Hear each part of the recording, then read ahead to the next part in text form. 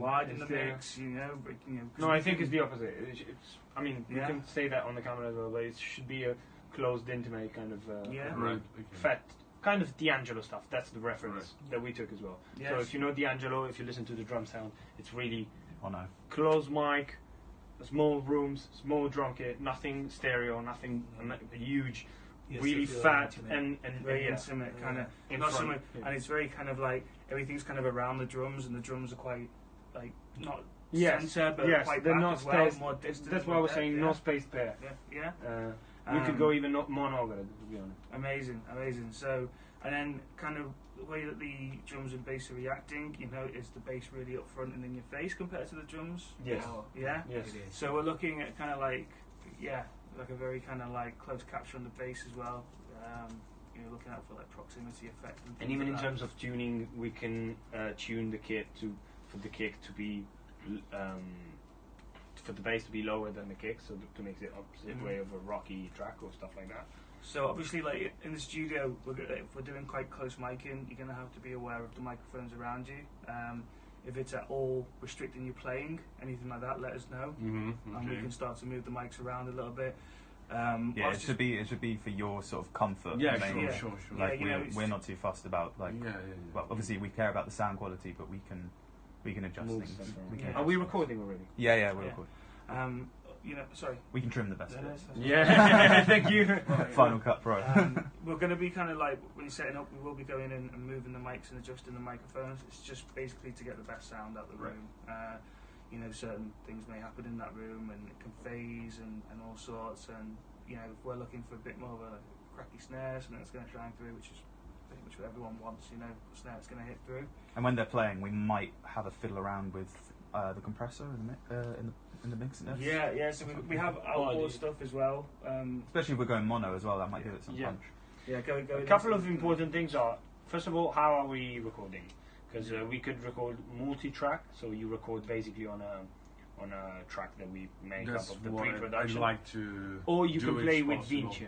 Vinci, so with bass, playing with you, maybe just not recording bass as well, but to have Vinci to help you out with the feeling and everything. Well, the more reference I have, the better so it is. what we could do, putting the two together, is having the backing track and Vinci.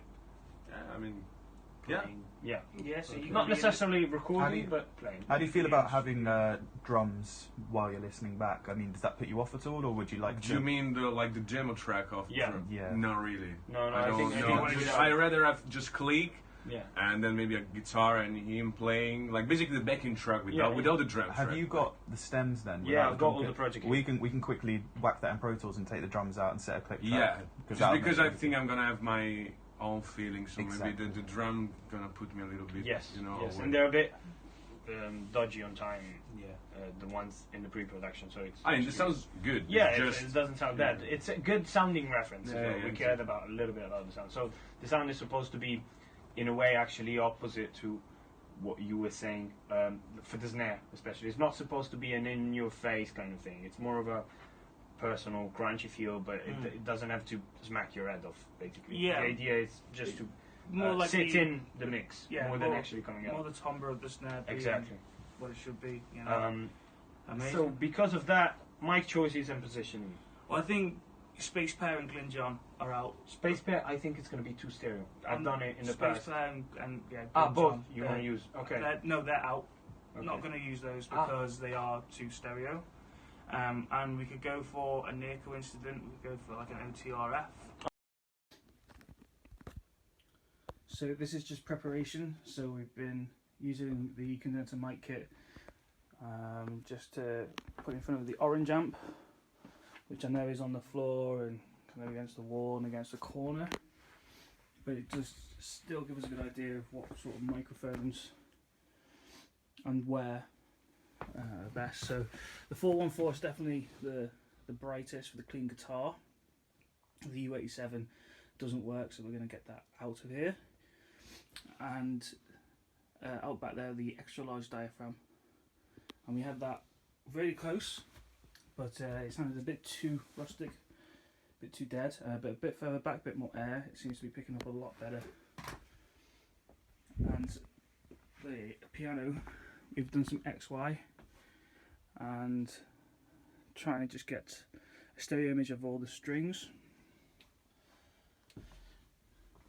So see that comes down there. It's not as perfect XY, but on top of that we did also with the lid up, MS, experimented with that. And I think next we might do the OTRF. But yeah, it might be that the musicians have to come in and do the guitar, the drums out the way, and the piano together. Try and multi-track them together.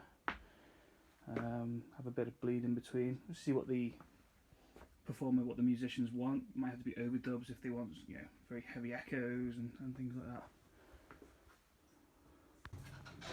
So we're reamping, and we have the Neumann, which we've had pretty much every direction in the hallway, but it's making a resonant noise, which we don't really like. And here we have a 414 Omni. And we're just keeping the distance because of proximity effect. It's getting reamped through the reamp box so the impedance matches. And there's also a like lift button on there, so we're not getting the ground noise. So we're actually going to swap the mic in the hallway. The 414 is actually brilliant. It's making the sounds that we want, really kind of up close. But we're going to change to the Sontronics and see what this one is like in the hallway, just to kind of get rid of that low end resonance that we don't like. Obviously we have got kit out here, so we might need to move the kick drum out a little bit as well and see if that gets a cleaner kind of echo chambery sound from the hallway. Okay. So it's still not working, we're still getting the resonance through. We have the bass sound that we like coming out the amp, so we're trying hardest not to really mess with that. The 414 sounds great. What we are going to do is go to an end address small diaphragm microphone, and we're going to use that instead. I think this is actually the cheapest microphone that the MRC have. After that, I think it's a dynamic microphone, and we might try a 57. A 758, but yeah, just to kind of stop the resonances, but we do want kind of that nice sheen on the condenser mic gives. But yeah, we're going to retry that now and see if the reamping works.